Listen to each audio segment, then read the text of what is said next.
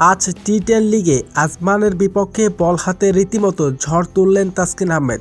শুরু থেকেই বোলিং দাপট দেখিয়ে তুলে নিয়েছেন একের পর এক গুরুত্বপূর্ণ উইকেট। তাসকিন আহমেদের এমন বোলিং দেখে প্রতিপক্ষ ব্যাটার অবাক, যেন বল নয় আগুনের গোলা ছুড়িয়েছেন তাসকিন আহমেদ। তবে আজ টি10 লিগে আজমানের বিপক্ষে বল হাতে রেকর্ড করলেন তাসকিন। দর্শক, বিস্তারিত থাকছে ভিডিওর প্রতিবেদনে।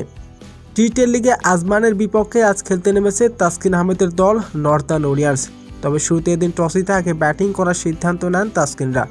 তবে শুরু থেকেই দুর্দান্ত খেলতে থাকেন তাদের দুই ওপেনার। তবে শেষ পর্যন্ত নির্ধারিত 10 ওভার শেষে 7 উইকেট হারিয়ে 119 রান করেন নর্দার্ন ওয়ারিয়র্স।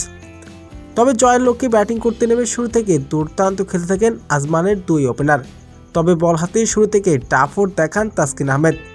তবে শুরু থেকে তাসকিন আহমেদের বল মোকাবেলা করতে একেবারেই দিশেহারা আজমানের ব্যাটাররা। তাসকিন আহমেদ তুলে নিয়েছেন একের পর এক গুরুত্বপূর্ণ উইকেট।